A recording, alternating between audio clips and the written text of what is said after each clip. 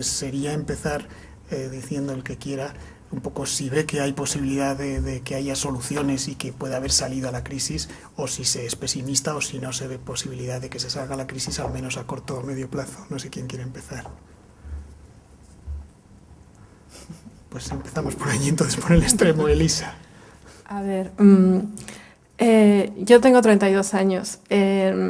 Normalmente la gente que me rodea está en paro y está afrontando la crisis sin trabajo. La información que tenemos desde el exterior y desde no solo nacional sino internacional es negativa.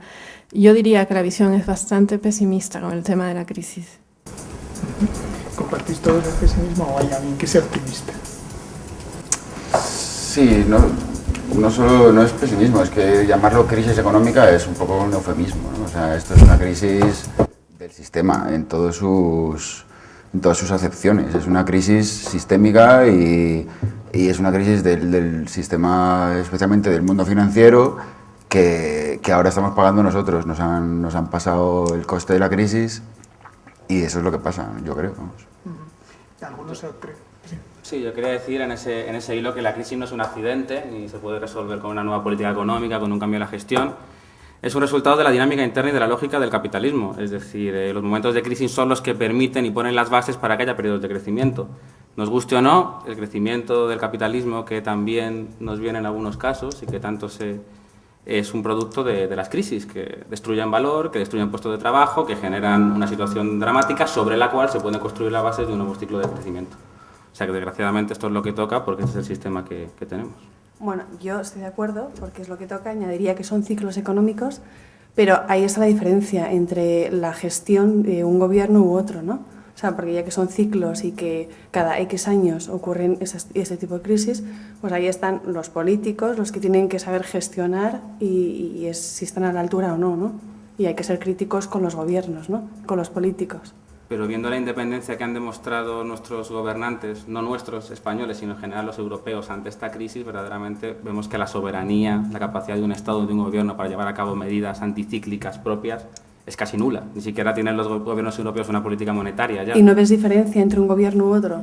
Se puede hacer mal o peor, pero verdaderamente exacto, pues el problema es que la gestión es un componente mínimo de la crisis que no va ni a sus raíces ni puede verdaderamente suavizar sus... Bueno, pero puedes prever también, ¿no? O sea, puedes prever que no venga la crisis y tomar medidas. Y en esas medidas ahí está el político, los gobernantes, los que, ¿no?, te pueden ver, no sé si... Bueno, si estáis de acuerdo. Pero podrías aspirar a lo mejor a maquillar la crisis. Ahí es donde tenemos que ser exigentes. O sea, nosotros estamos votando a un partido político precisamente para que esté a la altura de las circunstancias, ya que son cosas cíclicas y que, o sea, la crisis es inevitable, que cada X tiempo va a venir, pues que tenemos que ser exigentes a la hora de votar, o sea, que estén a la altura para poder prever y tomar las medidas necesarias. Desgraciadamente, las decisiones que nosotros podamos tomar en las urnas cada 4 años no afectan en nada a la marcha de los grandes ciclos económicos, porque nuestros políticos tienen las manos atados de cara a verdaderamente lo que supone un periodo como este. ¿Creéis, al hilo de esto, que sobre todo los dos grandes partidos, que son las dos grandes opciones, son distintas las cosas que proponen o en definitiva son las mismas soluciones y es, como dice él, una crisis del sistema? A ver, tendríamos que ver primero los programas, que es que ni siquiera todavía están y estamos a 30 días de las elecciones y todavía no tenemos nada concreto. Entonces, de momento, opinar sobre lo que puede hacer un partido u otro, ¿sobre qué? O sea, es que no podemos opinar sobre nada. No hay nada concreto, nada sobre el papel. O sea, es todo politiqueo. O sea, no veo nada concreto, la verdad. Hay una cosa clara. Yo pienso que esta crisis, lo que está claro, tiene unos responsables, o sea, que han fomentado y han causado la crisis en sí. Pero de esos nadie habla. Y también tiene víctimas. Pero dentro de las víctimas, y ahí hablo de la vertiente que a mí más me interesa en este caso, que son los trabajadores inmigrantes, que en algún momento, cuando se les necesitaba, se recurrió a ellos y ahora mismo pues, son la cabeza de turco de esta crisis. Y volviendo a los que han causado la crisis, que hay muy pocas veces, hasta inclusive salen O sea, no se le menciona cuando al mismo tiempo son, y hablo de instituciones financieras, y que por lo visto son los que más salen beneficiados de todo esto. Mientras los que están afectados por la crisis son los que están pagando los errores de los causantes de la misma. Yo quiero decir una cosa, yo siempre escucho en todos lados que los causantes de la crisis son los políticos, los bancos, y yo creo al final que la responsabilidad sobre la crisis la tenemos todos en la justa medida, o sea, que todos y cada uno de nosotros hemos contribuido a ella. Unos porque estaban cobrando el paro y entonces les sale un trabajillo y lo hacen pues ahí bajo cuerda para seguir cobrando el paro. El banquero de turno porque está cobrando unos bonus que son descomunales y que nos perjudican a todos. Entonces, al final yo creo que todos y cada uno de nosotros, que es lo que nunca hacemos, nos miramos a nosotros mismos. ¿Sabes? Que al final estamos siempre echando aquí bolas para afuera a todos los políticos, al sistema y tal, y en el fondo todos, o sea, lo que deberíamos preguntarnos es qué hacemos cada uno de nosotros para que esto cambie, porque al final no se puede, o sea, al final no puedes arreglar todo y dices, venga, vamos a por todo, ¿no? O sea, habrá que ir haciendo cositas pequeñas y locales. Pues si yo tengo una empresa o un amigo tiene una empresa, generará, por lo menos ya estará quitándole una carga al Estado y tratará de generar empleo para el resto. Entonces yo creo que deberíamos de pensar en qué cosas podemos hacer nosotros, pero uno a uno, no pensarlo de una manera tan global y echarle la culpa y siempre balones fuera, o sea, porque es una visión que de verdad me parece súper pesimista y que a lo grande no podemos aspirar a lo mejor a cambiar, pero podemos aspirar a cambiar pequeñas cosas.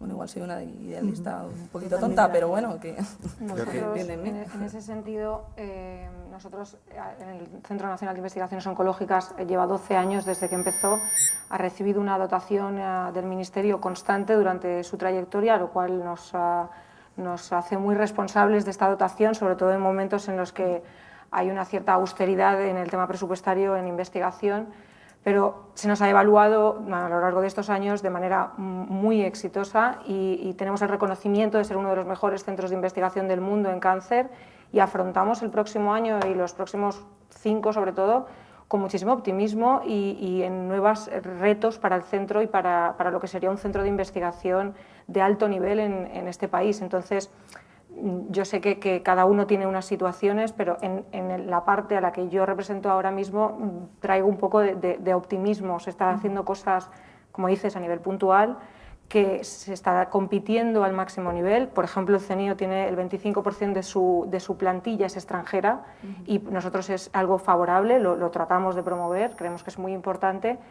Y bueno, hay que mirar, como dices, en qué podemos hacer, ¿no? para seguir adelante, y nosotros la verdad lo vemos con todo el entusiasmo de que aprendemos muchísimo y entendemos que hay que pues, ajustarse a las situaciones y estamos buscando maneras de aumentar nuestro nivel de ingresos siendo más independientes de la dotación económica que recibimos del presupuesto del Ministerio, pero la verdad es que lo vemos con muchísimo optimismo en los próximos años. Oye, si me permitís, voy a ser un poco cizañero, pero es que yo noto aquí ahora un tanto nacionalista y un tanto reduccionista. O sea, yo creo que esto no es ni una crisis de España ni es una crisis económica. O sea, no es que falte dinero, hay dinero a las puertas. O sea, yo veo que cada día se está derrochando dinero mogollón, cada día se está defraudando, se evaden impuestos. 80.000 millones de euros calculan de impuestos, ya hablando ahora de España, pero es, para empezar, esto pasa en todas partes y de hecho en los países de la OCDE es donde menos crisis hay, es donde menos afecta. O sea, mira África, mira Asia, sí, ahí sí que hay crisis, ¿no?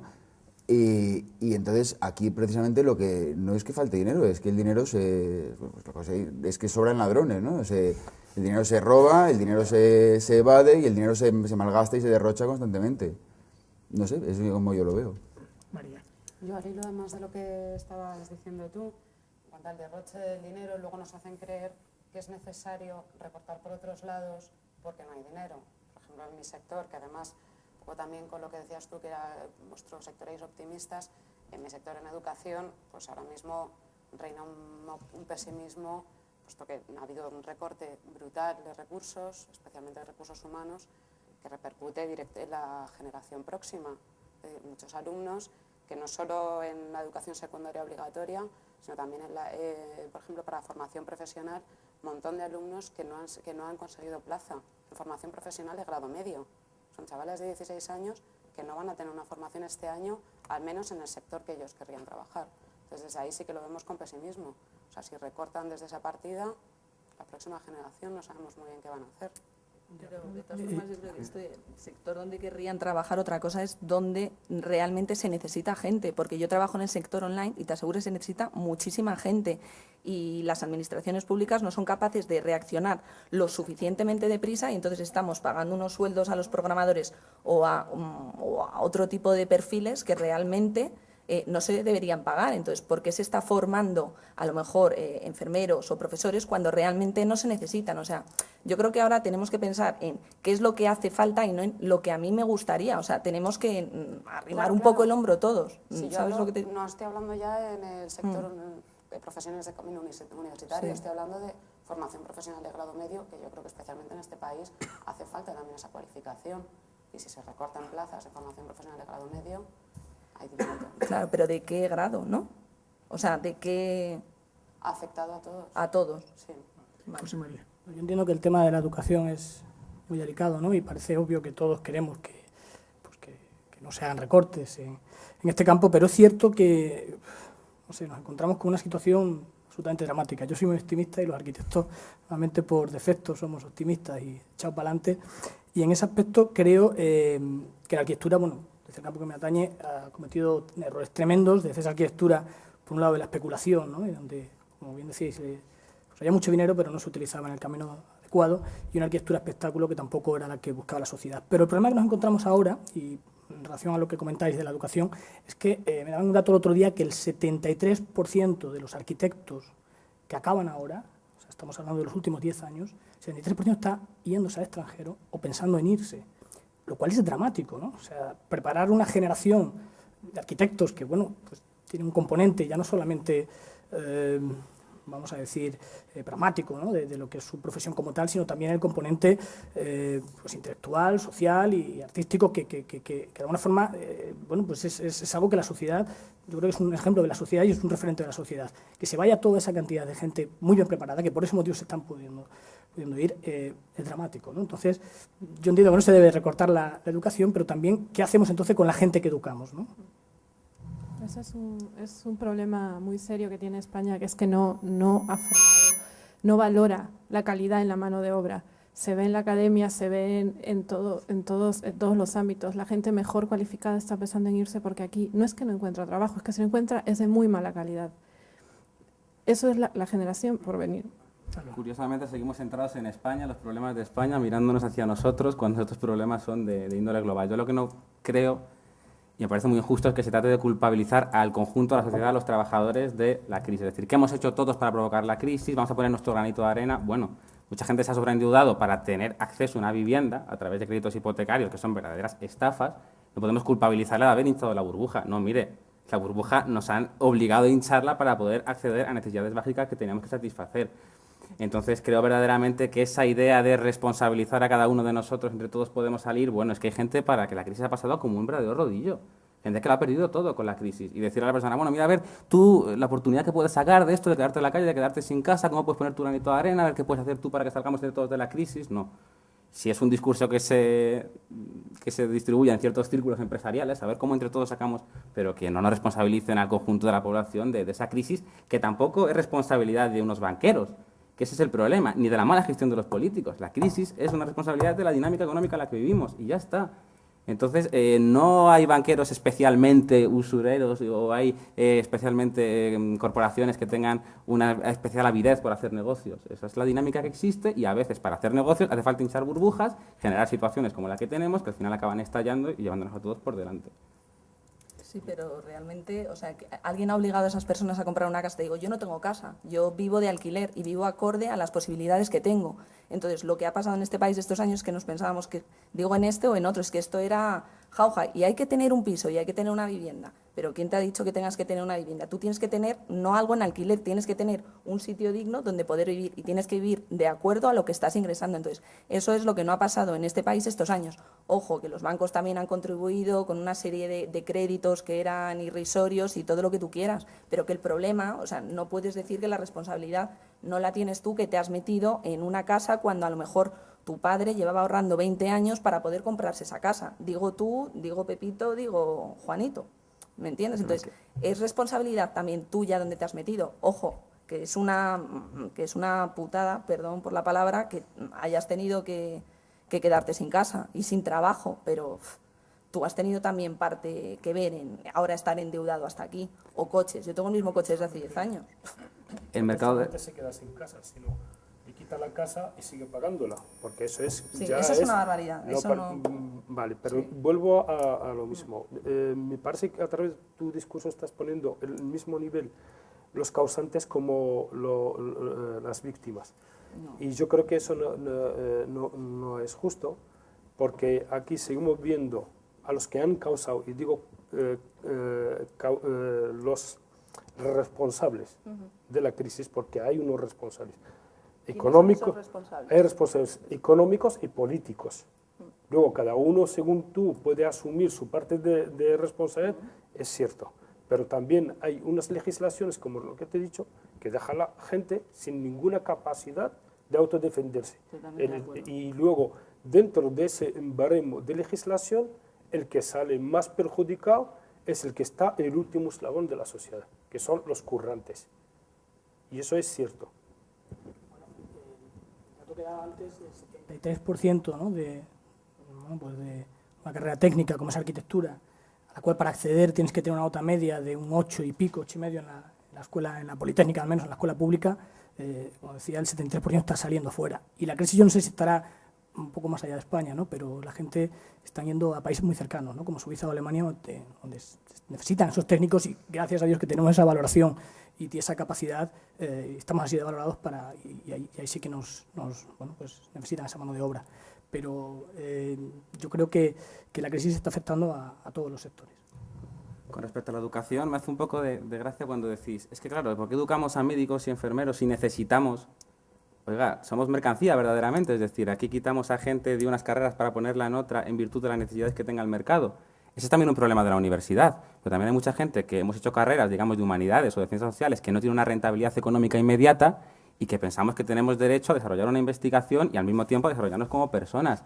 Si tuviésemos que adaptar los estudios a la demanda del mercado, a la demanda de mano de obra, estaríamos convirtiendo las universidades en centros de producción de trabajadores únicamente ajustados a esas demandas del mercado. O sea, que un poquito también de cuidado con cómo vemos eso desde esa dinámica, ¿no?, de oferta y demanda. Yo la crisis también la veo en la forma de ver la sociedad. ¿Hasta qué punto el estado de bienestar que permita educación, sanidad, va a ser posible en Madrid? Eso es algo que me pregunto y no sé si todo el mundo se va a preguntar. O sea, la visión de emprendimiento, de la necesidad del mercado, de la visión neoliberal, ¿va a ser el resultado de la crisis? ¿Se va a perder el estado de bienestar? ¿La educación, la salud va a pasar a segundo plano? Sí, esa es la pregunta que os quería hacer. Si creéis que se va a vivir peor de lo que se ha vivido hasta ahora y si los recortes del gasto de los que se está hablando ahora tienen que afectar a la educación, la sanidad, etcétera. Eso es muy complicado. Primero hay que definir qué es peor y qué es mejor, ¿no? Además, yo creo que sí que hay una cierta responsabilidad individual, como decía ella, y insisto en que tenemos que tener una visión más global. Además, estamos ahora en un medio de comunicación internacional y tenemos que ver que, por ejemplo, que en Europa se está tirando casi la mitad de la comida que se produce, se está tirando a la basura. Estamos derrochando dinero, estamos usando y tirando, estamos gastando muchísimo más allá, digo, a nivel personal, ¿no? O sea, tenemos que tener realmente un cambio profundo en nuestra manera de consumir. O sea, el nivel de consumo que tenemos de cosas innecesarias tiene que reducirse muchísimo, y yo creo que mientras haya gente muriendo de hambre, es que es fácil decirlo, pero muriendo de hambre, o sea, y estamos quejándonos de que si los arquitectos, que me parece también importante, porque claro, todo es relativo, pero hombre, yo creo que lo primero es que haya una mínima igualdad a nivel global. Yo pienso que esta crisis, a pesar de sus consecuencias dramáticas que tiene en todos los tractos de la sociedad y en distintas partes, yo creo que va a generar reacciones. De hecho, estamos viendo todo este movimiento que se está, en el caso de España, significando el movimiento 15M y en otras partes del mundo. En lo que se refiere a España, yo creo que la gente se está dando cuenta ahora mismo de una cantidad de años en que se ha vivido un poquito en el despilfarro más absoluto, que ha vivido por encima de sus posibilidades.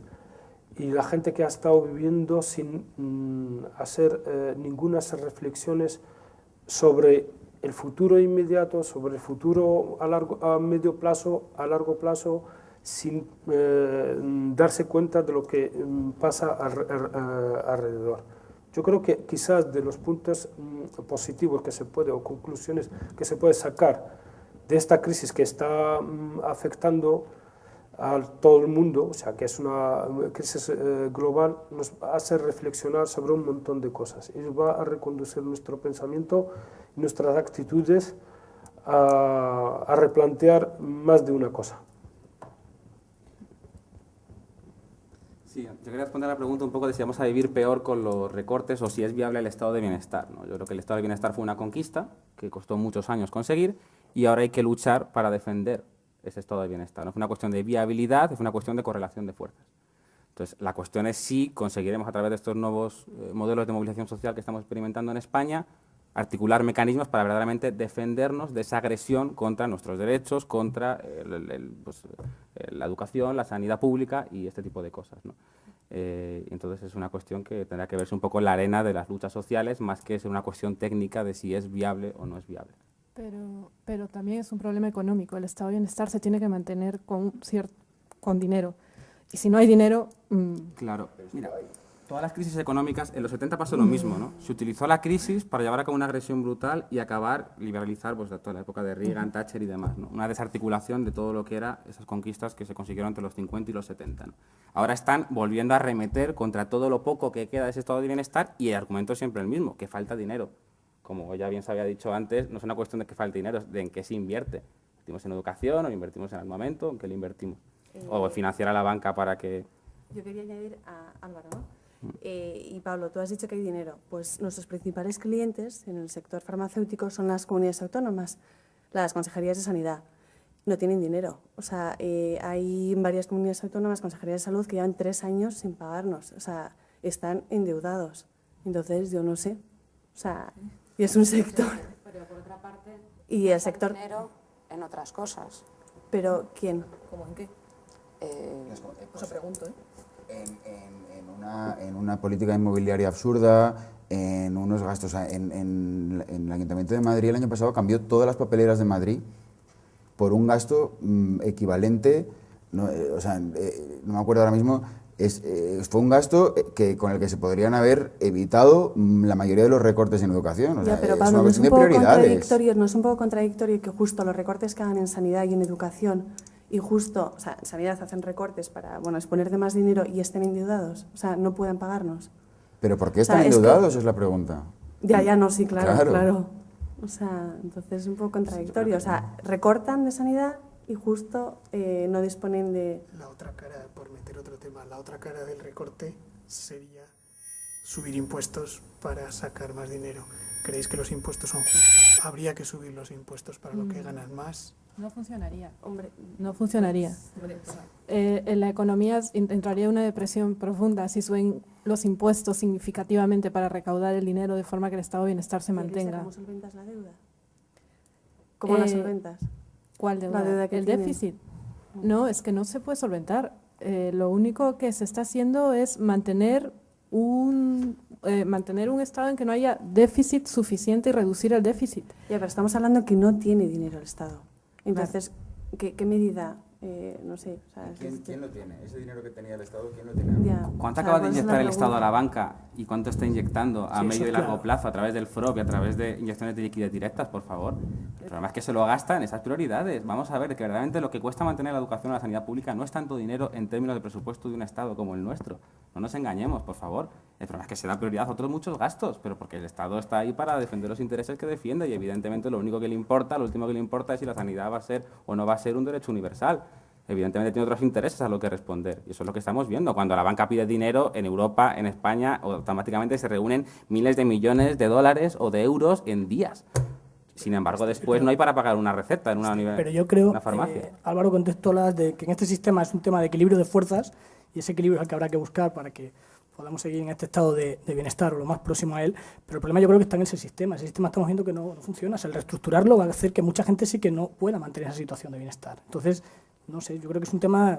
Entonces, yo creo que no hay tanto dinero, como decís, y creo que es el problema. Y creo que el problema está en que hemos llegado a un mecanismo que ya sabemos que no puede funcionar cuando no tiene esta cantidad de dinero que tenía antes. Entonces, por eso está poniendo todo en crítica, en crisis. Pero es que yo creo que el Estado donde tiene que realmente poner sus fuerzas es en generar empleo. O sea, al final tenemos que generar riqueza de algún sitio. No se trata de, habrá que recortar a lo mejor un poquito de educación, un poquito de sanidad, y habrá que generar más empleo para que volvamos a tener más dinero. Entonces, yo creo que se trata, a ver, no porque sea empresaria, o sea, que yo tengo dos duros, soy emprendedora y trabajo 16 horas al día, entiéndeme, pero que se tratará de que con pequeñas cositas que se hagan, imagínate, si a mí cogen y me subvencionan las cuotas que tengo que pagar por cada empleado, a lo mejor en vez de tener un empleado y trabajar yo 16 horas al día y él otras 12 o 14, a lo mejor yo tendría otra persona que pudiera, que ya saliera del paro y entonces ya seríamos 3 consumiendo, pagando impuestos, es decir, que al final la solución pasa por que se creen más empresas y porque esas empresas puedan generar más empleo para el resto de gente que está parada. Pero no pasa tampoco porque estemos destinando más presupuesto a sanidad o haya muchos más funcionarios, que no te digo que esté mal. Si eso está muy bien cuando tenemos dinero para pagar todo eso, pero primero habrá que empezar por el otro lado. ¿Pero cómo se crea empresa? ¿Cómo? ¿Cómo se crea empresa? Pues mira, con mucho optimismo, con muy poco dinero, no, es que es verdad. O sea, si estamos todos en plan negativos, pero se puede crear con muy poco dinero ahora en el entorno digital y se tiene que crear a base de esfuerzo y de trabajo, no a base de trabajar 6 horas y luego yo quiero una vida perfecta. No, a ver, esto se consigue con esfuerzo y con trabajo y es lo que he visto yo y es lo que hacían nuestros padres hace 40 años cuando emigraban del campo a la ciudad. Y esto lo he visto yo en mi casa. Y supongo que también lo habréis visto alguno, gente que emigraba y que se ha ido a buscar la vida, igual que ahora los españoles tenemos que volver a salir porque no hay otra. Entonces, te tienes que aguantar, pero no es todo derechos y derechos, también tenemos unas obligaciones y tenemos que ser responsables, es obligaciones. De hecho, cogiendo el hilo, de hecho hay ahora mismo el saldo migratorio en España es negativo, o sea, la primera vez después de tantos años que hay más cantidad de gente que sale fuera que la que entra, pero también al mismo tiempo hay la misma dinámica que hay, o sea, hay una bajada de tasa de nacimientos, o sea, que se está viendo una cierta contradicción. De hecho, pues para recompensarlo se va a necesitar también a inmigrantes, excepto si se dedican a hacer otra cosa. O sea, pero bueno, volviendo a lo que ha planteado el moderador sobre los recursos, recurrir a los impuestos como método o manera para recaudar dinero para luego invertirlo. Yo creo que aquí todavía en España hay márgenes donde se puede sacar dinero. Lo que pasa otra cosa es si hay voluntad política real de los poderes públicos para que esto salga a la luz pública y se hace realidad. Y me refiero a 2 o 3 puntos. Uno, la economía sumergida. Este país es de los países donde más tasas de economía sumergida hay en toda la Unión Europea, o sea, que ronda más del 25% del Producto Interior Bruto. Y estamos hablando de unas cifras bárbaras, ¿no? Donde la economía sumergida se ve de alguna manera hasta aceptada y donde está animar. Y donde el fraude pues reina en todos los niveles, en los tractos de la sociedad. Luego están los paraísos fiscales, es que se sabe dónde están y los dineros dónde van y toda esa historia. Y no se hace absolutamente nada. Con todos solamente estos dos se pueden no solamente recuperar dinero para volver a los tiempos de bonanza, su máximo nivel, sino más allá, que va a haber más hasta dinero para invertir en otros sectores. Entonces aquí pues siempre nos encontramos con si eso es conveniente políticamente, si es correcto, si conviene a una opción política o no, a un color ideológico determinado o no. Entonces aquí muchas veces nos juegan con las cartas, pero para decirlo de alguna manera, con las cartas marcadas. O sea. Me gustaría, aunque era una respuesta directa a me gustaría responder un poco al discurso emprendedor que se ha planteado antes, ¿no? Tenemos que reflexionar sobre él porque en el fondo lo que subyace es un poco, que se me entienda, un chantaje. Es decir, como los empresarios tienen que crear empleo para salir de la crisis, hay que bajar los impuestos y no se puede subir los impuestos a las grandes fortunas. El Estado tiene que intervenir para fomentar esa creación de empleo. ¿Cómo? Flexibilizando las condiciones de despido, liberalizando el mercado laboral, acabando con la negociación colectiva, etcétera, etcétera. Entonces, el discurso que buena parte de la clase empresarial mantiene es o bien facilitar la situación para poder pagar lo que me apetezca y despedir cuando me apetezca a mis trabajadores, o si no, no creo empleo. Me cierro en banda, invierto en un valor refugio y aquí no creo empleo. Entonces, este chantaje de si no me dais lo que pido, aquí no invierto y vamos todos a... Creo que eso es muy peligroso y hay que reflexionar sobre ello, ¿no? Pero ojo, yo no estoy hablando de empresarios, yo estoy hablando de emprendedores, porque una empresa que empieza lo único que puede hacer es crecer. Entonces, como solamente puede crecer, solamente puedes generar empleo, o sea, puedes generar empleo. No te estoy hablando de un empresario que tenga 50, 100 trabajadores que se aproveche de que los contratos de trabajo se hagan más flexibles. Yo te estoy diciendo que si a mí, que yo estoy empezando, o sea, que llevo 9 meses, no llevo más, yo y otras 100.000 personas que ahora estamos en esto, que es que hay muchísimos emprendedores, o sea, salen a patadas.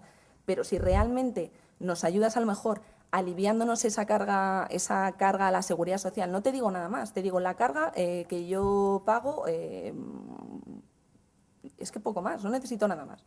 Y entonces yo saco a una persona que está en el paro, ¿vale? Esa persona que está en el paro, el Estado ya no tiene que pagarle cada mes, con lo cual es una carga que yo le alivio a él y él a su vez me está ayudando a crecer a mí.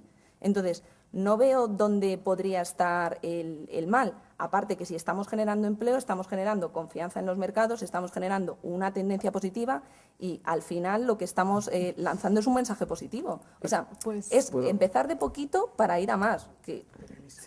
Pues el mal está en lo que precisamente planteé, en la viabilidad del estado de bienestar. Porque evidentemente, si hay que pasar por eso para crear empleo y crear solvencia en la gente, estás desmantelando el estado de bienestar. Y eso es un juego de doble cara, es decir, unos se beneficiarán y otros se perjudicarán. Pero que estamos desmantelando, ¿cómo voy a desmantelar el estado de si bienestar? Si una empresa le dice al gobierno, ahórrame esta parte de los impuestos para poder contratar a alguien, porque así esta persona va a tener trabajo y así no te va a costar más. Pero digo como una medida puntual, o sea, no pretendo que esto sea para toda la vida, todo lo contrario, a lo mejor que durante un año, mientras que la empresa pueda crecer, o sea, a ver, yo no puedo decrecer si no tengo a ningún empleado, entonces, si yo le estoy aliviando una carga al Estado y a su vez estoy trayendo como si dijéramos, devolviendo al circuito a una persona que va a poder consumir y va a poder además pagar impuestos, o sea, al final no veo dónde está el mal, te hablo de una cosa pequeña, o sea, que es un alivio pequeño para alguien que está empezando. Eso, perdóname, pero es muy ingenuo. Soy una ingenua, ¿eh? No, no eres una ingenua, pero eso de que es una medida temporal, eso en concreto es una ingenuidad. No es una medida temporal, es un primer paso. A ver, yo estoy de acuerdo con que es muy importante distinguir pues entre... No hemos dado ninguno. Es muy importante distinguir entre grandes empresarios y grandes corporaciones y emprendedores. Son dos cosas totalmente distintas. Total. Pero yo creo que es muy importante el concepto de generar empleo, de crear empleo. Yo creo que es una gran falacia. Eso es como si yo... tiro basura al suelo porque así genero empleo porque contratan más basureros. O sea, es una cosa artificial. O sea, yo voy a poner un símil. Tú imagínate que haces un viaje de 4 horas en coche, 4 personas, ¿vale? Y entonces durante las 4 horas uno maneja el volante, otro pisa los pedales, otro mira los espejos y otro maneja los intermitentes. Es una situación absurda, ¿no? Porque están utilizando 4 personas para una cosa que solo hace falta una. Y es que solo hace falta una. O sea, en España tenemos un nivel de desempleo brutal, desorbitado, réstale la economía sumergida, sigue siendo desorbitado y el país funciona. Vale. No hay caos, no hay hambre, no hay... O sea, el país sigue funcionando. No hace falta que todo el mundo trabaje. ¿Entiendes? Sí, entiendo. No, pero ¿cómo vamos a solucionarlo? O sea, porque yo aquí generalmente pero aquí digo, ¿cómo vamos a solucionarlo? En España... No, lo único que oigo es que la gente se queja, ¿no? Y entonces todos son problemas, y entonces nadie aporta ninguna solución, vale, pues, sea pequeña, grande o mediana. Entonces, pues, la solución posiblemente sea lo que tú dices. Pero, perdón, o sea, ¿cómo que no todo el mundo trabaje? No hace falta. ¿No hace falta? No. Entonces yo trabajo y tú no trabajas. Entonces yo cotizo a la Seguridad Social y te estoy manteniendo a ti, ¿o cómo funciona? Y cuando tú te cansas... Sí. Esa es una solución. ¿Es una solución? Eso se hace en Suecia, se hace en los países donde mejor se vive del mundo, se está haciendo exactamente eso. Y eso en los países donde mejor se vive del mundo. Yo no hablo de PIB, yo no mido el bienestar de un país en PIB, lo mido en índice de desarrollo humano, que es como lo mide la ONU, y el segundo o tercero del mundo, que es Suecia, tiene un sueldo social que por nacer tienes un sueldo, por existir. Sí, y eliges si trabajas o no. Suecia tiene 9 millones de habitantes, no te tengo que enumerar las empresas y el desarrollo que tiene, y además no tiene ni de cerca el paro que tenemos nosotros. Prácticamente creo que no hay paro. O sea, no es que allí sí que el que no trabaja es porque no quiere y por eso lo puede mantener el resto, ¿no? Sí, pero tampoco tiene fraude. Absolutamente. Fraude. Tiene unos impuestos más altos y tiene esa es una idea. No tiene fraude y una además tienen impuestos. Tiene unos recursos que no tenemos. Claro, bueno, sí, aquí no hay recursos. No hay. Bueno, a ver. ¿Qué recursos hay? Lo que te quiero... Espera, déjame que acabe lo primero. O sea, una opción para evitar la absurdidad que está haciendo Europa, que está haciendo España, de 4 personas conduciendo un mismo coche. Una solución... Según tú, que baje el índice de natalidad, porque somos demasiados, que no nazcan niños. No. Porque... No, una solución es eso que digo de que los que trabajen mantengan a los que no trabajan. Y pues yo si quieres te lo desarrollo, pero no quiero acaparar. Ser más los que trabajamos que los que están sin trabajar, que es que si no vamos a llegar a... Bueno, yo te desarrollo eso, pero otra solución, y si quieres más realista, porque esa que, claro, la gente se ríe, otra solución más realista es que ese coche lo conduzca una persona cada hora. O sea, en 4 horas, 4 personas, una persona 1 hora, otra persona otra. Pero eso no es real, eso no es real. El ejemplo que tú has puesto no es real. No hay 4 personas que hagan lo mismo. No lo mismo, es un símil. Me refiero a una cosa que se ha hablado mucho y se ha dejado de hablar, que es reducir la jornada laboral. O sea, ahora mismo hay personas sin trabajo y personas trabajando 60 horas a la semana. Y conozco así. Y la jornada máxima legal son 40. O sea, y la gente trabaja como burras. No es irreal. Pero curiosamente... No es irreal. Se lo plantean en Alemania y en otros países desarrollados. Sí, pero... y en España se planteó bajar a 35 durante un tiempo y desapareció ese concepto. No sé. Pero hoy en día, ¿quién está en condiciones de saber cuántas horas a la semana trabaja? La gente, si puede trabajar, gracias a Dios, y lo de 35 horas... Pero yo no quiero trabajar 80.000 horas. Normalmente los que trabajan 60 horas... El reparto de horas estaría bien si tuviésemos una Mm. capacidad de aplicar una legislación para que eso pudiese llegar a ser efectivo, pero... Me parece... Bueno, pues habrá que trabajar en ello. Pero yo creo que el de los de 60 horas son más bien como de los que dice Cristina, son un poco emergentes y autónomos. No creo que en el sistema que comentábamos antes haya mucha gente trabajando. Y camareros, o sea, no me ponga a enumerar. Por avanzar en otro de los temas, y ya el último respecto a la crisis económica, que sería el tema de la reforma laboral, que de alguna forma está en lo último que habéis dicho. Una de las cosas que se dice, y que no sé si la compartís, es que es preferible muchos contratos temporales encadenados, puesto que ya llega un momento en el que es imposible que haya contratos fijos y nos tenemos que hacer la idea que se acabaron los contratos fijos. ¿Compartís esa idea? ¿Creéis que vamos hacia eso o no? No es porque yo comparta la idea, lo que pasa es que en el resto del mundo funciona así. O sea, es hasta qué punto va a seguir funcionando en Europa el estado de bienestar. Es más serio el tema de la crisis, no es España, no es el trabajo, es el ritmo de vida europea que se ha estado llevando todo este tiempo y se ha mantenido por 50 años. El mundo está a otro ritmo. No sé hasta qué punto se va a poder mantener esto de los contratos fijos. Yo creo que no. Yo voy a decir una cosa que le va a gustar a Roche y a mi compañía. O sea, Yo estoy... yo soy Roche. Tú eres Roche. Y yo soy biólogo. Bueno, pues yo soy Marta. Vale. No, yo creo, sinceramente, que habría que abaratar el despido. Y creo en los contratos, o sea, no creo que un contrato cuanto más fijo y más estable sea mejor. O sea, no creo que eso de trabajar toda la vida en una empresa y la antigüedad y tal, no es cierto. O sea, se acabó, eso se acabó. Entonces, y además es mejor, o sea, es aburrido trabajar toda la vida de lo mismo. Estás hablando de trabajar. Pero sí. Has dicho que... No estaba vacilando. No, pero sí, es verdad, sí, tienes toda la razón, estoy de acuerdo contigo. De hecho, ahora la gente joven no está 20 años trabajando en una empresa como antiguamente. No, y no tiene nada malo, o sea, habría que dinamizar eso. Ahora mismo es muy difícil echar a un trabajador y entonces se enquista la cosa. Entonces, de la misma manera que yo reduciría la jornada laboral, sí que pondría facilidades para que haya más movilidad y que, bueno, que un trabajador pues se vaya, venga otro, tal, y eso dinamizaría mucho la cosa. Yo hablaría de productividad, o sea, más que, o sea, productividad, o sea, realmente es las horas que estás trabajando. Bueno. No, que estás trabajando, que realmente yo he estado trabajando y estudiando en el extranjero, o sea, y no tiene punto de comparación en las 8 horas que estás en la oficina o las 7 realmente estás trabajando. O sea, para calentar la silla, eso solo pasa en España. Entonces, el presentismo laboral, ¿no? Sí, exacto.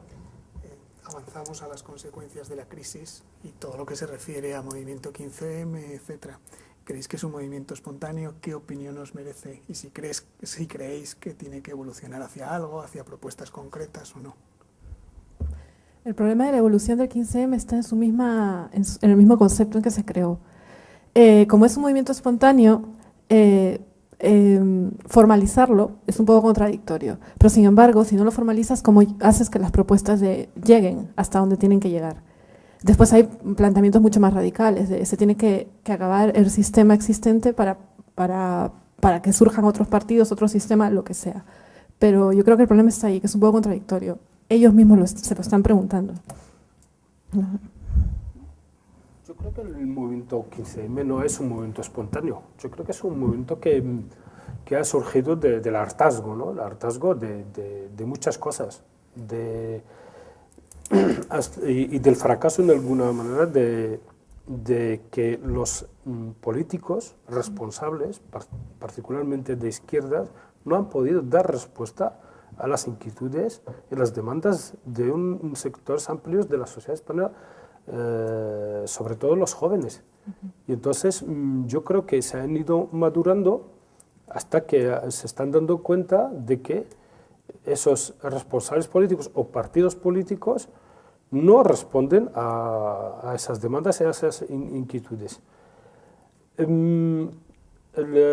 Este movimiento, pues ahora mismo tiene capacidad de movilización.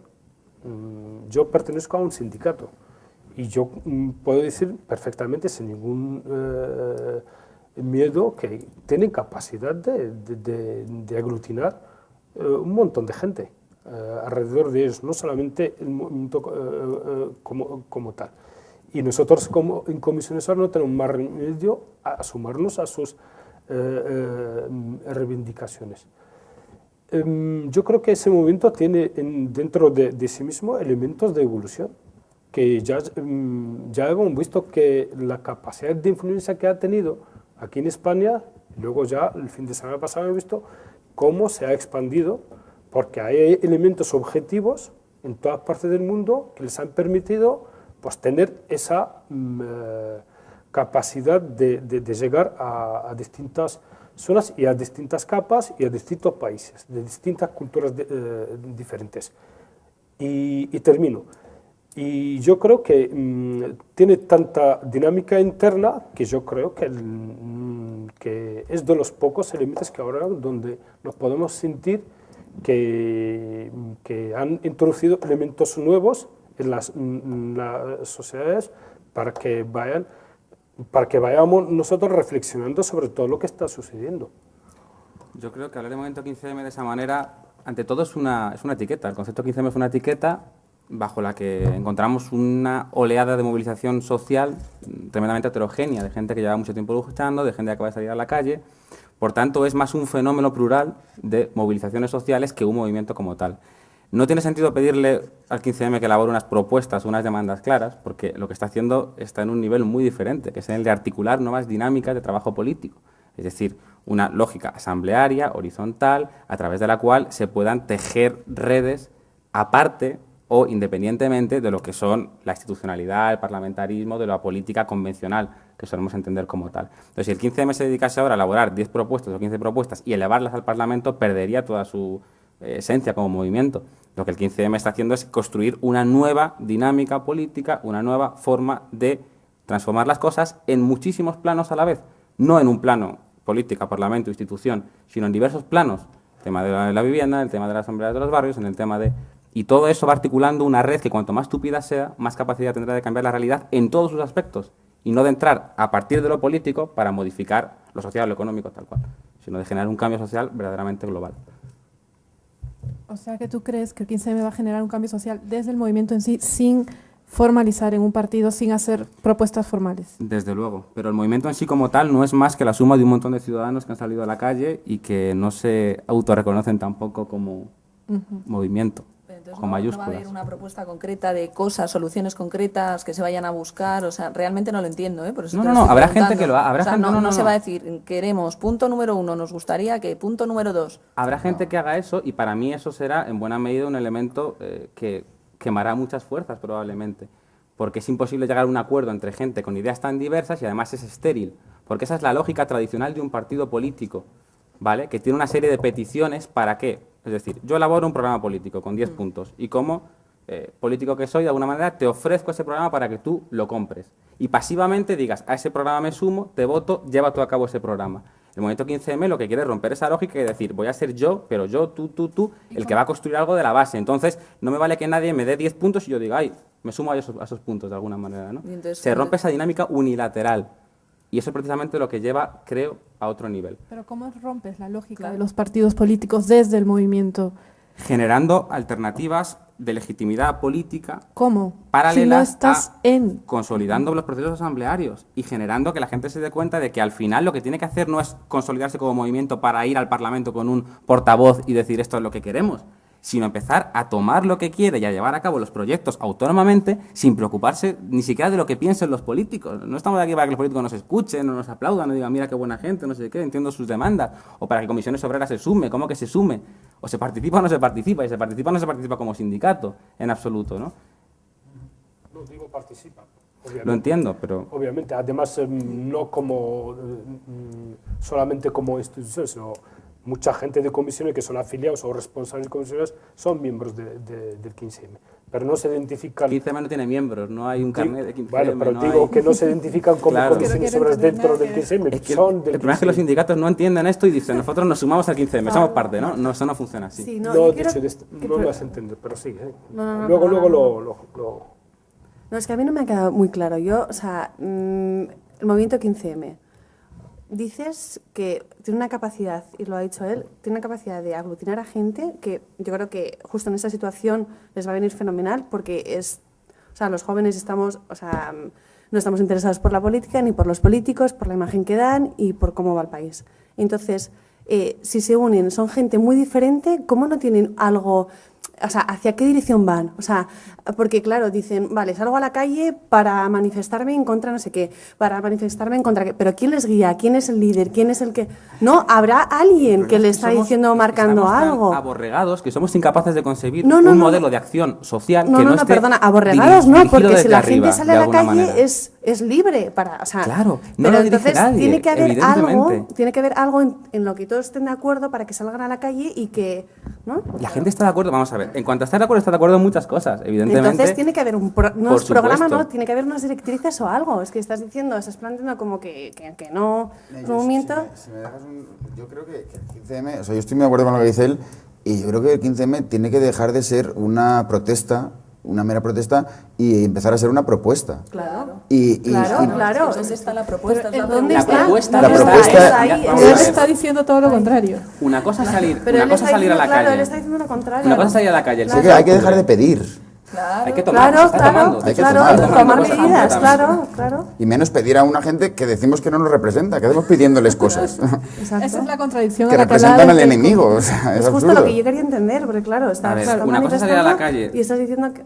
decenas de miles de personas un día como el 15 de octubre, y otra cosa es generar en las asambleas, que se está haciendo ese trabajo. Lo que pasa es que mediáticamente es lo que no sale a la luz. Parece que el 15M solo existe cuando sale a la calle con tantísima gente porque tiene los focos mediáticos, pero el trabajo que se está haciendo en las asambleas de barrio, por ejemplo, en todas las comisiones y grupos de trabajo de los barrios, de lo que Acampada Sol, lo que se acaba de hacer y se está empezando a crear a raíz de la toma del hotel. Todos esos procesos son los que verdaderamente pueden generar algo positivo, que no me parece mal, la gente sale a la calle y está muy bien. Cada cierto tiempo y nos encontramos todos y gritamos y fenomenal. Pero el trabajo del día a día, que es lo que no se ve del movimiento, es lo que está generando dinámicas de cambio concretas en cada barrio, en cada red, en las universidades, que ya asambleas de las universidades también acaban de surgir ahora con el nuevo curso, y ahí es donde está el elemento de cambio. Lo que pasa es que lo bonito de los medios de comunicación es sacar a la gente un poco en la calle, no sé qué, levantando las manos, como si eso fuese verdaderamente el elemento. Salimos todos a la calle y luego nos quedamos con cara pero ¿cuáles son las cambiamos. propuestas? ¿Tú las sabes? Pero que no son propuestas, son cosas más profundas que propuestas. Son dinámicas de cambio autónomas ¿Cuáles generadas. son esas dinámicas de cambio? Pues se están elaborando de todo. O sea, te puedo decir, desde proyectos de cooperativismo hasta el tema de los desahucios y la vivienda, plantearse ocupaciones para una alternativa concreta a el tema de los desahucios. Se están generando todo tipo de iniciativas autogestionadas, de trueque, nuevas redes de apoyo y de solidaridad para constituir un poco una alternativa al modelo económico dominante. Son microproyectos que son los únicos que pueden configurar un cambio social global. Si tanta gente con tanta dinámica y con tanta ganas de transformar las cosas se pone de acuerdo en 4 puntos y los eleva al Parlamento, se pierde toda la fuerza del movimiento. Entonces, insisto, si alguien quiere saber cuál es la propuesta del 15M, que baje a la asamblea de su barrio, que se meta en un grupo de trabajo, que empiece a trabajar y que vea verdaderamente cuál es, si lo quería ver así, la dirección o las direcciones de este movimiento. Pero desde luego eso no se va a encontrar en un manifiesto de 10 puntos colgado en Internet. En todo caso, por avanzar, se supone que en el 15M subyace un estado de opinión que está en las encuestas también, que es el rechazo al funcionamiento de los grandes partidos. ¿Compartís ese rechazo? ¿Creéis que los grandes partidos tienen que evolucionar hacia algo? ¿Que hay una insatisfacción respecto a lo que ofrecen y lo que hacen? Sí, yo creo que ese sistema horizontal, ¿no? que habla del 15M, que bueno, yo dudo bastante de esa situación horizontal y seguramente evolucione en otro tipo porque de estructura, si no va a ser imposible que se mantenga.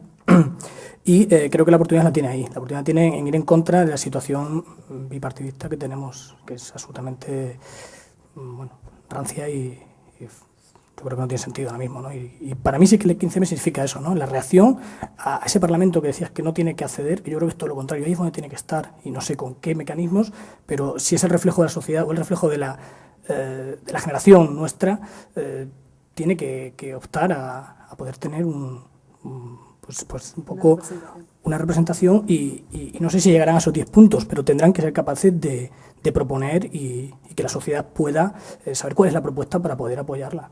Sí, yo 15M sociedad, como si el 15M propone a la sociedad algo. No, es que no existe esa relación clientelar del 15M, vende a la sociedad un discurso, la sociedad lo compra y se genera un proceso de... Pero no, perdón, no es una relación clientelar. El problema de que estamos hablando de los partidos es un problema de representatividad. O sea, hay un déficit en la representación, hay un déficit en la representatividad de los políticos. Y el 15M está llenando eso, y eso no es clientelar. Eso es una necesidad de la sociedad. Y eso, precisamente, lo que se está buscando es que se dirija hacia algo, para que no continúe lo otro que no funciona. Yo creo que hay crisis de partidos, obviamente, y los partidos han dejado de jugar el papel que le corresponde, de ser representantes y de transmitir a través de esos órganos lo que realmente quieren transmitir sus adherentes, sus afiliados y sus simpatizantes. Y se han convertido en meros de reparto de poder. Y casi, lo diré de alguna manera, hasta lo podemos ver, por ejemplo, en España, en muchos niveles, te puedes encontrar con que partidos, no los voy a citar, pero partidos de signo político o ideológico diferente y que practican la misma política. Eso está claro. O sea, hemos llegado hasta tal de ese punto que, para decirlo de alguna manera, mañana es otro gobierno de otro color ideológico y va a hacer las mismas prácticas económicas. Está clarísimo, porque el que rige, el que gobierne realmente son los mercados, para decirlo de alguna manera. Entonces aquí, ahí donde se ve el fracaso de los partidos políticos para llevar la iniciativa en el terreno que les corresponde. Luego hay alguna cosa que se está hablando, me parece muy bien a mí el 15M y yo soy activo a través de mi barrio, pero cuidado, no hay que idealizar mucho porque eso está en el principio y muchas veces nos podemos salir de descarriarnos, porque si se pretende con el 15M es plantear alternativas al sistema, o sea, eso se le pregunta, porque hay mucha gente que quiere plantearlo como alternativa al sistema. Yo lo que creo que el sistema debe seguir, pero el problema que tiene es que el sistema no está funcionando bien.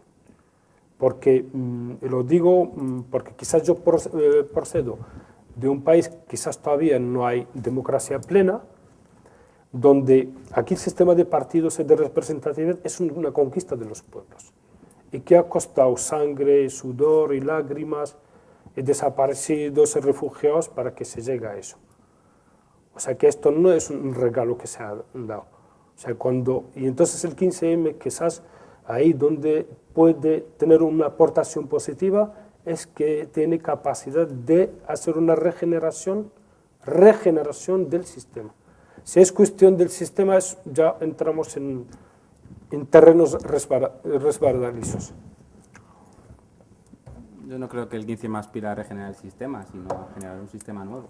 Esto puede decir muchas cosas, pero no viene a arreglar el capitalismo, la democracia representativa, que es imperfecta, y hacerla más perfecta. No, esto es algo bastante más profundo y bastante más interesante, por otro lado.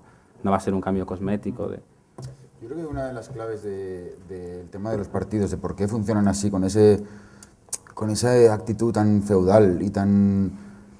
No sé, o sea, una de las claves es, y una de las preguntas que yo me hago y que le haría a los partidos políticos es, ¿cuánto deben?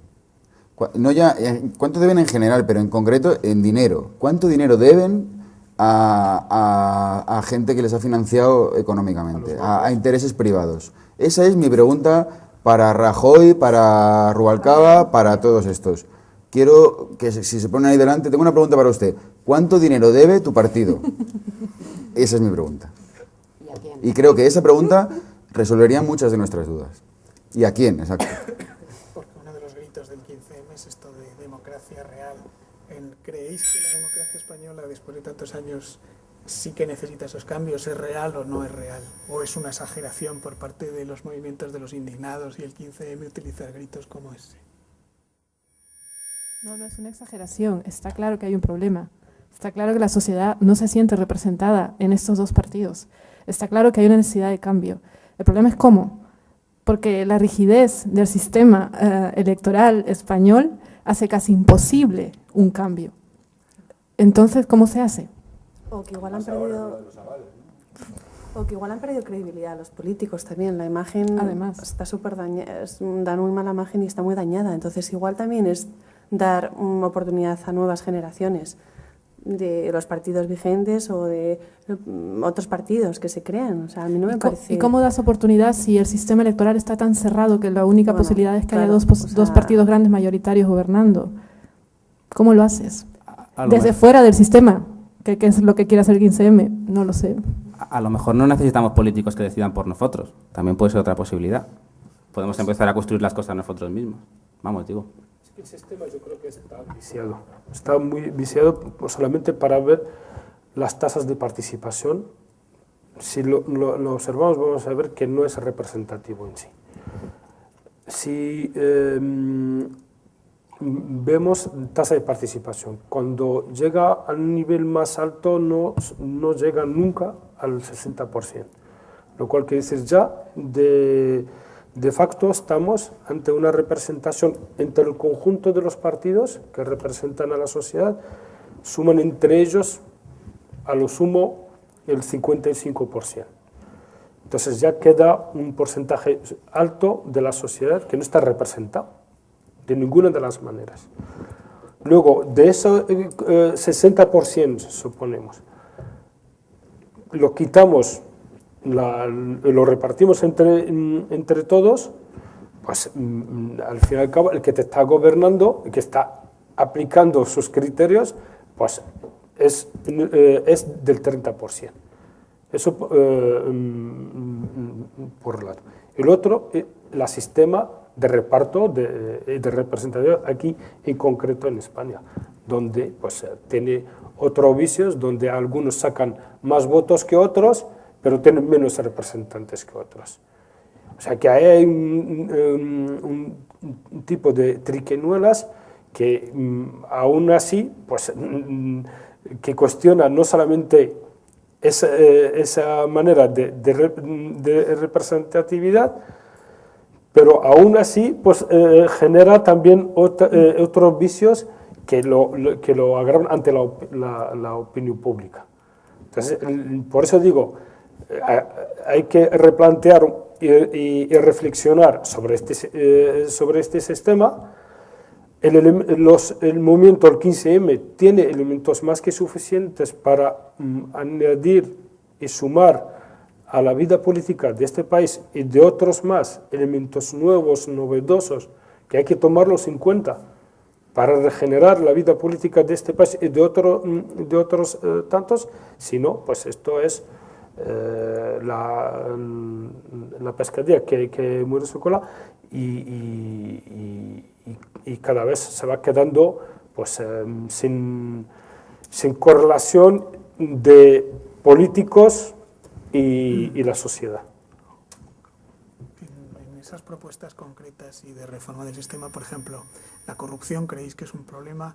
¿Cuál sería la manera de atajar esa corrupción política? La corrupción es un problema, sobre todo cuando hay crisis económica es más problema porque se ve más. Lo que pasa es que yo no sé si la corrupción tiene que ver con el sistema o más con la responsabilidad individual. Claro, o con una cuestión de carácter o de, sabe Dios, o idiosincrasia. La corrupción no es política, es general. Pero es porque somos poco solidarios. O sea, por eso decía yo al principio que si cada uno tenemos la responsabilidad de lo que está pasando en esta crisis, la corrupción, si todos somos corruptos en cierto sentido, entonces nosotros también formamos parte del sistema, entonces no podemos ser hipócritas y decir, no, es que los políticos tienen la culpa. Hombre, los políticos tienen la culpa, pero tú y todos nosotros. Yo puedo ser corrupto, pero no tengo bolsas de billetes de 500 debajo de la cama. Sí, pero en tu justa medida. Pero claro, si no, escucha, corrupto moralmente a nivel como nivel. de la Iglesia Católica puedo serlo. Correcto. Pero corrupción como tal es otro mecanismo sistémico de acumulación de riqueza, al fin y al cabo. También tenemos que verlo así, ¿no? No es corrupto el político que cae en la tentación de alguna manera, o el político que moralmente es malo. La corrupción es un modelo de acumulación de riqueza de la clase política que además... Riquezas, como ha dicho ella, en su justa medida. Sí, tú puedes ser corrupto a tu nivel. O sea, no hace falta tener 1 millón de euros. Al final el problema de los políticos que roban es un problema moral y demás, y de cuestiones más abstractas. Yo creo que no. Yo creo que además se ha visto en casos importantes como Marbella. Hay una red entre intereses políticos, económicos. Nada es casualidad. El político que no es corrupto le quitan de en medio para poner a otro que pueda ponerte la firma para recalificar el terreno. O sea, esto no... Sí, pero entonces con el dato que se daba antes de que tenemos un 25% de PIB como economía sumergida, conlleva un 25% de corruptos en la sociedad. Hombre, quizás también la corrupción tiene que ver también con las mentalidades. ¿Por qué no? Porque si la economía sumergida en algunas esferas de la sociedad y esferas políticas se ven como gente lista y que tiene maneras de buscarse en la vida, pues también la corrupción aquí, pues... Cuando ves la repercusión y el seguimiento que se hace a través de los medios de comunicación, en la tele, de los corruptelas y sin ningún rubor, pues dice, bueno, pues quizás a lo mejor es una cuestión de mentalidad y quizás a lo mejor también es una cuestión de educación. Dicen que cuanto más grandes son las aulas, más pequeñas son las cárceles, ¿no? O sea, la corrupción sí que es un problema de mentalidad y de educación fundamentalmente, y al final la corrupción política es un reflejo, quieras que no, aunque obviamente es mucho más grave, ¿no? Y mucho más importante, pero es una cosa general, y yo creo que que tiene que ver con la mentalidad y con la sensación, con el sentimiento de comunidad, el sentimiento colectivo frente al sentimiento individualista, de bueno, yo me llevo esto y no te das cuenta de que si te llevas esto perjudicas a todo el mundo, incluido tú mismo. No sé, es una cosa muy ética, muy interna, yo creo, no sé, aparte de económica, que también. Aquí hay los que le llaman, que es normal y habitual ahora mismo en cualquier nivel de la vida económica y política, pues hay dos tipos y figuras que existen y los vemos como una cosa normal y habitual. Una son los lobbies y otra los comisionistas. Aquí hay mucha gente pues, que el lobby, que una de sus atribuciones o papeles es buscar y acceder a cosas de la manera más fácil y el camino más corto posible. Y los comisionistas son los que te llevan a un sitio o a un negocio, por ejemplo, los que están con los jugadores de fútbol o que están con países y llevan una comisión. Y esto ahora mismo se ha convertido como una cosa no solamente habitual, sino obligatoria. Son los que marcan el ritmo y las pautas, no solamente de los salarios de las personas, sino también de los precios. La mercancía aquí cuando nos llega, por ejemplo, el pescado, la fruta, la verdura, el que menos cobra de todo esto es el productor, es el agricultor, por ejemplo. Pero el que más cobra es el comisionista. Entonces, de alguna manera también es un problema del sistema que está nutriendo estos fenómenos que también facilitan relaciones que son ambiguas y que no son claras, que llegan al final a lo que podemos llamar corrupción. Para definir a la corrupción es el modelo de articulación del poder económico y del poder político. O sea, el boom especulativo inmobiliario de la costa no hubiese sido posible sin la corrupción política. Entonces, es una condición sine qua non para el desarrollo empresarial. Luego, dejemos un poco lo moral y vayamos un poco a lo estructural. Sin corrupción no serían ciertos negocios que han hecho ganar mucho dinero y crecer mucho a este país de una forma... No estoy de acuerdo. O sea, va con la persona, va con el ser humano. O sea, es una cuestión educacional. El político honrado es un político peligroso al que más vale quitar del puesto si no quieres que te levante el negocio. Y eso lo hemos visto en muchos casos. Pero bueno, perdón. No, es que a veces, o sea, hablas y estás diciendo con mucha teoría y vas, no sé, me parece que vas poco a lo concreto y a lo real. O sea, la corrupción, o sea, es que es, fíjate, yo creo que la profesora Laura dirás, o sea, es una cuestión educacional, o sea, de cómo formas y educas al hombre del mañana. O sea, comparabas el país Suecia con España, porque hay un 9% de paro. Pues seguro que el sistema educativo también será, no será por eso solo, pero vamos, será muy diferente al español. Entonces, y como dice Cristina, o sea, ahí está también la actitud emprendedora de cada uno, o sea, es que es el ser humano, o sea, que somos responsables también un poco de todo el sistema que nos rodea, porque claro, estás criticando el sistema, pero no, o sea, vete a lo real, al día a día, a la persona a la que va a trabajar, al que puede cambiar las cosas. Y aportando soluciones. Y aportando soluciones, exacto. Esto es todo pedir, y tú quedas a cambio al sistema. No te digo tú como concreto. O sea, hablo de pedir, hablo de tomar y las soluciones he hablado de cómo se aportan y se están aportando, ¿no? Pero aparte...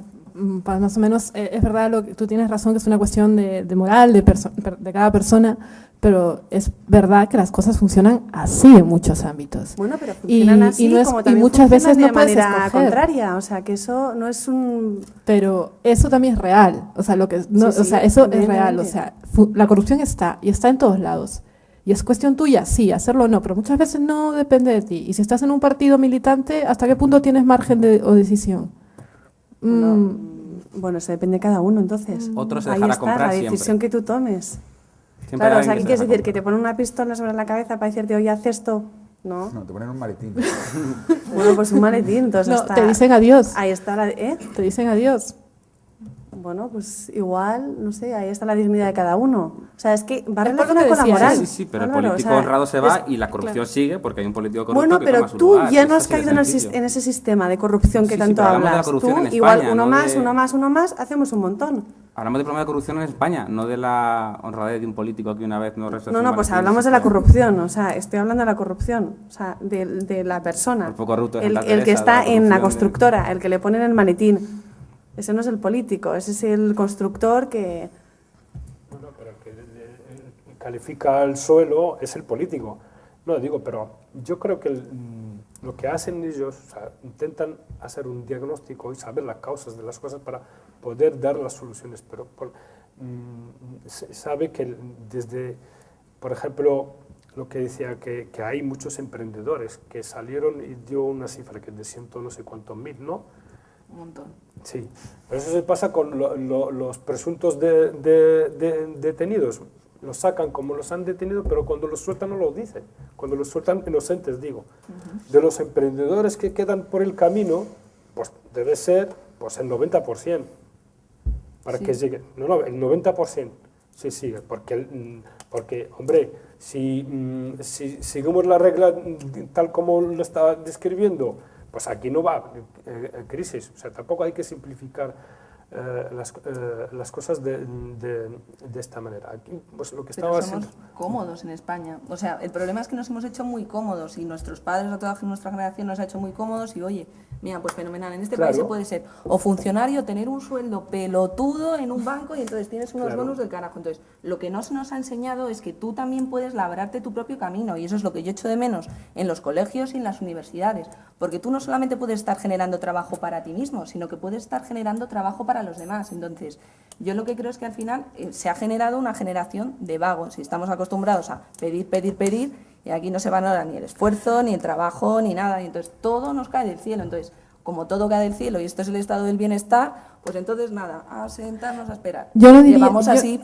O sea, entiéndeme. Claro, parece yo que no la le crisis llamo está vago, bien para que totalmente de espabilemos, ¿eh?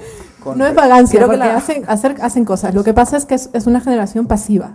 Totalmente. Y claro, y ahora que resulta que tienen mi edad y viene la crisis y no sabemos qué hacer más que quejarnos. Pero porque no nos han enseñado. Claro, o sea, realmente exacto. el problema está en lo que decimos, la base está en la educación. Entonces, a ti no te pueden enseñar, te dicen, fenomenal, vas a tener un sueldo fijo toda la vida, fenomenal. O mira, ¿te vas a ir a un banco? No, señores, es que hay más opciones. Y es lo que hicieron, no sé, igual me equivoco y mi caso es único, pero vuestros padres no llegaron, a lo mejor de algún pueblo, ninguno de vuestros padres es empresario y empezó limpiando cristales y acabó Sí. con un negocio propio, pero que un negocio propio me refiere a tener una pescadería, yo qué sé, algo sencillo. Sí, y al sí, final sí. la gente vive bien. Y Sí, la eso- gente está como esperando que las cosas vengan y no, la Totalmente. juventud lo está haciendo Tú necesitas totalmente. esperar. Es verdad. Pero Sí. eso- Muy breve, simplemente. Yo esperaba que en este debate hubiese un emprendedor, ¿no? De alguna manera. Y creo que el discurso del emprendedor, en general, no particularizando, es un poco el último refugio de ese discurso del sueño americano y del hombre hecho a sí mismo, que es la legitimación fundamental del sistema capitalista. Entonces, hoy en día, como poca gente se cree que Botina empezó lavando cristales y tal, pues nos quedan un grupo de 4 empresarios de Internet que empezaron en la nada y han hecho... Álvaro, o sea, Mira, solo poco. tienes que mirar la Escucha, generación, 2 generaciones un segundo, atrás, y yo no un soy segundo. emprendedora, Lo y creo que sé, mi discurso es bastante lo sé, optimista. pero creo que a veces se abusa un poco de ese discurso de si todos fuésemos como estos, que me parece fenomenal y desde luego que se le ha ocurrido a muchísima gente que ha sido desarrollador de software o lo que sea, haya conseguido salir al exterior y de verdad. Pero si el no común de los software. mortales tiene muy pocas posibilidades de con su esfuerzo y con su trabajo llegar a ser un empresario, llegar a tener tal y llegar a tener una posibilidad de ¿Por salir de la qué? situación. ¿Pero por qué? ¿Tú Porque con la cuánto, situación real- dinero, perdona, ¿con cuánto dinero te crees que he montado yo mi empresa? Bueno, con en- 3.000 euros. pero que ese 3.000 discurso- euros. O sea, ese discurso es lo que Puedes decía el pedir otro un día préstamo al banco, ¿no? ¿eh? Puedes pedir un préstamo al banco. No, es que también. lo tenía ahorrado porque ya Oh, había mira, trabajado antes, ahorras, entonces o sea. ahorrar. Decía un Entonces, candidato de Estados Unidos republicano, ¿no? En vez de quejarse esta gente de Occupy Wall Street de que no tienen trabajo, no tienen dinero, y se quejan. Y se quejan y culpan a los banqueros, que se culpen a sí mismos de no haber conseguido progresar en la vida. Ese discurso de el trabajo y el mérito es lo que genera la posición social o la capacidad, es un discurso que para mí tiene mucho de legitimación del sistema en el que estamos. Y seguro que muchísima gente, por mucho trabajo que haya tenido y por muchos emprendedores arruinados y que ahora mismo... Y no pasa nada por una arruinarse y yo te digo, la caes y te cantidad de vuelves a gente que ha levantar, perdido, pero si no lo intentas... por ser emprendedor ha perdido su casa, su negocio y todo por ejecuciones hipotecarias y se ha quedado de ser empresario a quedarse en la calle con deudas multimillonarias. Te has metido en cosas que no puedes meterte. O sea, tu discurso es contradictorio, porque por una parte dices, pues mira, no ser emprendedor, o sea, este es el sistema que nos ha tocado vivir, nos quedamos en casita, vamos a trabajar a las 8 de la mañana, volvemos a las 6 de la tarde, entonces no te entiendo. Me parece bien que se emprenda, pero que no se intente culpabilizar a la gente que no puede ser emprendedora. No culpabilizas, está dando una opción, está planteando una opción. Si yo lo que quiero es generar empleo. Está planteando una opción. Pero para generar empleo, ¿qué? Recortes en sanidad, recortes en educación, liberalización del despido y demás. Yo he dicho eso aquí, di cuando he dicho yo eso. Has dicho que eran necesarios pequeños recortes en sanidad y en educación, lo has dicho. No, he dicho que entre todos teníamos que arrimar el hombro un poco, es decir, yo estoy fastidiada, mi vecino está fastidiado, el de educación está fastidiado, es decir, lo que no podemos pretender es que todo siga también como siempre y no fastidiarnos todos. Yo también trabajo muchas horas más al día. Si yo antes trabajaba en una consultora y trabajaba 8 horas y me llamaban la arquitecta porque me pasaba todo el día de puente de vacaciones, pero cuando ha venido y la época mala, es que es verdad, entonces cuando viene una época mala y tienes que arrimar, pues tienes que arrimar. Entonces yo pretendo ser responsable conmigo misma, entonces yo no me voy a quedar mirando, que es lo que digo, que mucha gente en la sociedad española, oye, hay gente que tiene que mirar porque tiene que mirar, pero tú, si puedes hacer algo, hazlo. Y entonces no estemos todos quejándonos pim, pim, pam, pam, y nos pasamos 2 años quejándonos sin hacer nada. O sea, es que odio a la gente que de verdad que se queja sin aportar soluciones, me pone negra. Yo creo que hay un poco de todo en general. Hay un poco de todo. Mira, porque estamos volviendo. Perdón. No, está muy bien, estamos volviendo al debate. Y quedaban 2 temas para terminar, porque además ya es muy tarde. Y es un corte muy abrupto de lo que llevamos, pero no queda más remedio. Una de las propuestas estrella de la campaña electoral es la cadena perpetua. Quería saber si tenéis percepción de que eso es un problema real en la gente, si la gente va poco a la cárcel o si va mucho a la cárcel, si de verdad es una de las reformas que son necesarias y cuál es vuestra opinión. Yo ya lo he dicho, cuanto más grandes son las aulas, más pequeñas son las cárceles. O sea, ¿Pero la cadena perpetua bajo qué?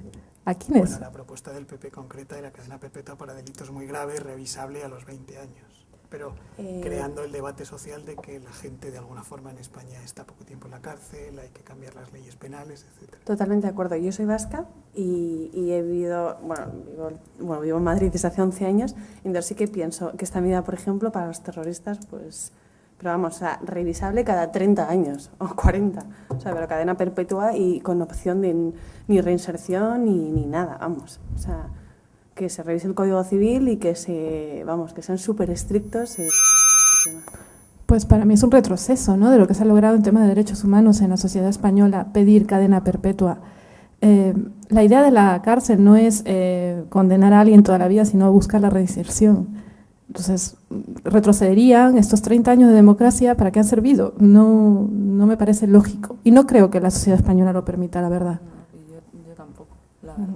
O sea, me parece un atraso total. O sea, es como pensar que el ser humano no puede cambiar y no puede avanzar. Pero, ¿cómo explicas, Cristina, a una persona que ha matado a 20? Yo entiendo que, ¿sabes? Que para sí puede ser un retroceso, pero es que, o sea, hasta a ciertos,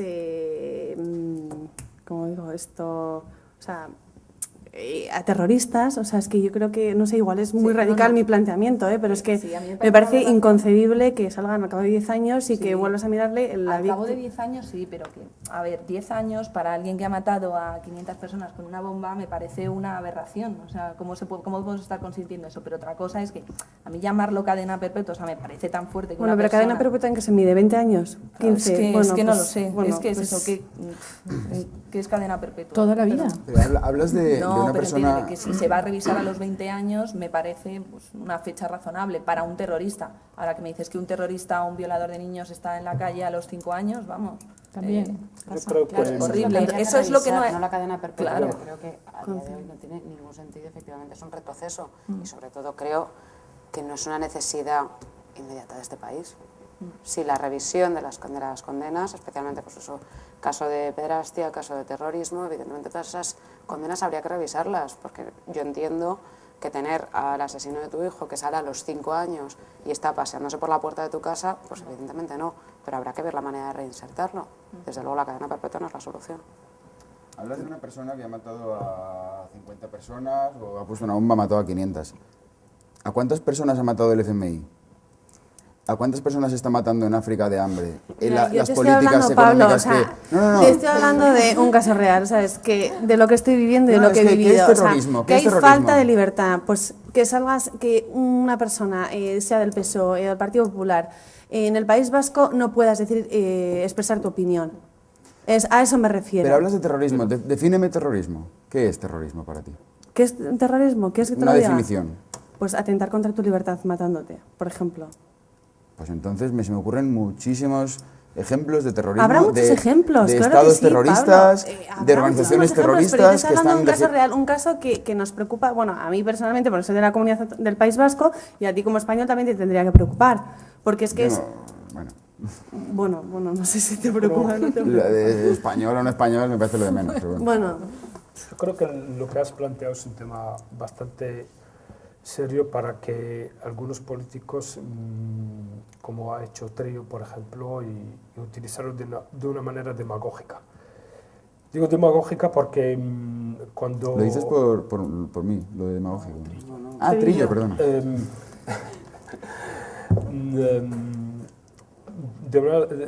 Demagógica digo porque lo que buscan no es por ejemplo, algún fin en sí en lo que es la cadena perpetua, sino réditos electorales. Y eso lo hacen con la inmigración, lo estamos viendo en Cataluña, por ejemplo, y en otros discursos.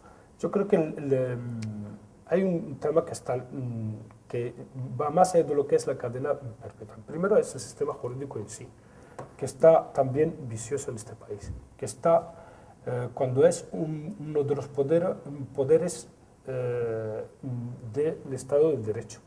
Y es un poder que lo están condicionando los partidos políticos. Y los partidos políticos que lo condicionan son dos, el PP y el PSOE. Y eso no se puede admitir. Luego viene lo que es la cadena perpetua en sí. Yo me sumo a lo que han dicho, que va a ser un retroceso, porque se supone en un Estado de Derecho, un Estado democrático, las cárceles son instrumentos de reinserción. Son instrumentos de reinserción cuando vemos que no lo son en la actualidad, no lo son. Y por lo tanto, hay en el sistema jurídico de este país, no solamente en lo que se refiere a esa cadena perpetua o no, todo el sistema jurídico tiene que modificarse y cambiarse. Una frase sobre este tema, una única frase. Yo creo que el Estado no puede disponer de la vida de un individuo y de su libertad bajo ninguno de los supuestos. Y me sorprende la facilidad con la que la gente habla de quitar la libertad de por vida a una persona u otra. Y lo de que la cárcel tiene la función de la reinserción social, yo francamente creo que eso no es así. Y la cárcel funciona según la lógica de la venganza, únicamente. De la venganza y del castigo. No tiene ninguna voluntad de reinserción. Vamos, esto está clarísimo. Decía lo último porque tenemos que terminar. ¿Habría que dar marcha atrás, como se está proponiendo de algún partido, en dos leyes muy concretas? Una, la ley del aborto y la ley de matrimonio homosexual. ¿Tenéis opinión y queréis darla? Bueno, pienso lo mismo con el tema de es retroceder. Yo creo que son avances sociales significativos. La sociedad española se siente cómoda con esta manera de modernizar a través de estas leyes, darle más libertad a la gente, libertad de elección. Pienso lo mismo. Yo pienso que no sería efectivo. Pienso que el partido, será el PP que lo está haciéndolo por motivos de clientelismo, etcétera. Pero en el fondo no creo que sea un problema estructural ya de la sociedad. Yo obviamente no estoy de acuerdo con el aborto, no me gusta el aborto, ni me gusta que se prohíba, no me gusta la tauromaquia, ni me gusta que se prohíba, no me gusta que se fume en un hospital, ni me gusta que se prohíba, o sea, que algo esté mal no quiere decir que haya que prohibirlo, ¿no? O sea, hay otras formas de luchar contra las cosas que no son prohibirla, que no es prohibiendo. Ahora hay un rollo de que hay que prohibir, lo que está mal lo prohibimos. No, a ver, toda prohibición es un fracaso de la legislación, ¿no? No has conseguido educar que una sociedad rechace tanto una cosa que has tenido que prohibirlo. No sé, yo es que siempre voy como al fondo, ¿no?, de las cosas, pero... Ya, Pablo, pero no tiene que haber una prohibición, pero igual un límite, ¿no? O sea, porque el aborto estás Bueno, es que claro, ahí se junta también un problema, o sea, ético o moral, como, o sea, yo pienso que es un ser humano, hay gente que no lo piensa. Entonces, claro, estás matando a una persona, supuestamente, bueno, a mis ojos. Entonces, claro, no prohíbes, pero... Claro, pero lo que tienes que preguntarte es ¿por qué hay tanta gente dispuesta a matar a su propio hijo? ¿Qué pasa? ¿Qué va mal?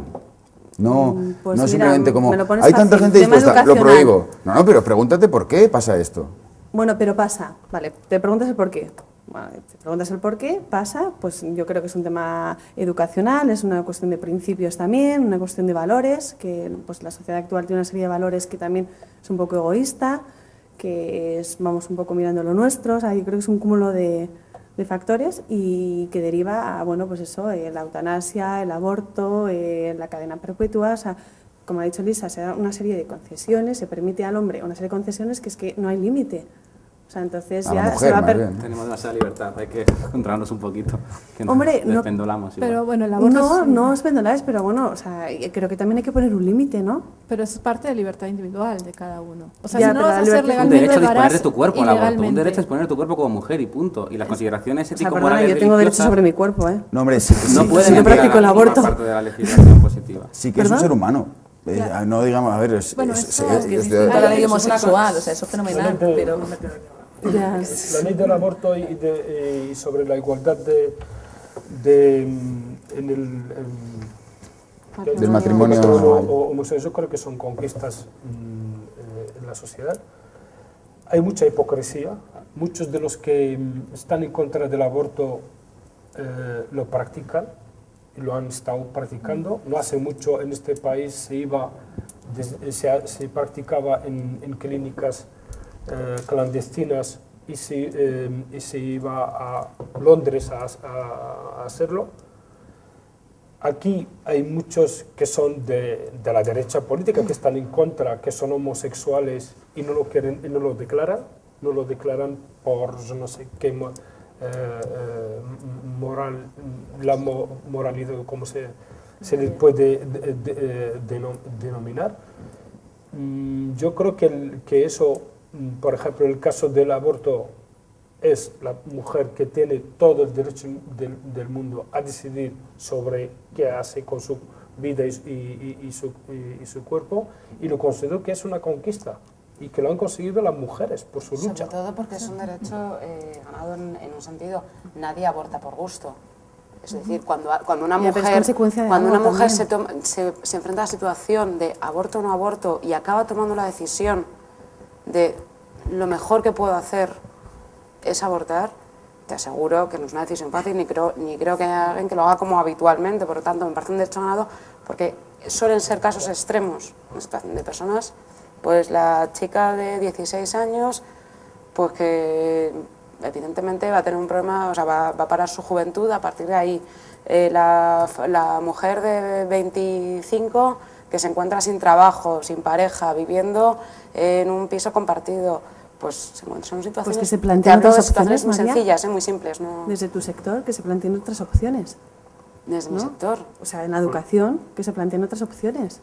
Bueno, ¿no? Si me estás podría poniendo el hablar caso de una niña de 16 años, pues hay otras opciones. O sea, el aborto es una consecuencia de algo. Entonces, que se dé formación a los jóvenes, que Sí, se les pero informe, que se dé una podría educación hablar de sexual. podría hablar y de creo los que límites ahora que tenemos. esto está, o sea, vamos, estamos sobrados en educación Desde sexual. mi ¿no? sector, desde luego, los profesores estamos atados de pies y manos porque la educación sexual no te lo tenemos permitido darlo. Tenemos que buscar gente externa y nos tenemos con permiso de los padres. Tendrías que ver los líos que hay. Y además, luego, aparte de la educación sexual que tú les puedes dar, les puedes meter de todo en la cabeza, pero accidentes ocurren siempre en estos casos. El Puede problema pasar. está en que son medidas que los partidos políticos los utilizan para ganar votos. O sea, no son consecuentes con... Son medidas que dicen, bueno, pues ¿ves? Como son temas que somos, cada uno piensa lo que quiera, pues Claro. hay un gran sector que, bueno, pues que piensa que es fenomenal que se legalice el aborto y entonces vamos a votarles. Pero lamentablemente en este o país... sea, que se frivolice el tema. Ese es el lamentablemente problema. la educación sexual es un tema tabú.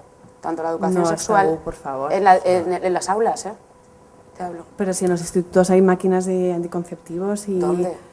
No hay en los no lo institutos Si máquinas quieres, de si quieres anticonceptivos. hacemos un paseo por todos los institutos en los que he trabajado, no he visto jamás. Nada. ¿Y tú crees que en los programas de televisión y en las series, o sea, los niños, o sea, lo que necesitan ahora es educación sexual? O sea, pero educación responsable, no estamos hablando de sexualidad la formación explícita. en los centros escolares es a nivel, o sea, se les forma como personas y una de las partes es esa. Tenemos que terminar. Muchas gracias, porque lo habéis hecho muy fácil para moderar y no he tenido que cortaros. Muchas gracias. Gracias.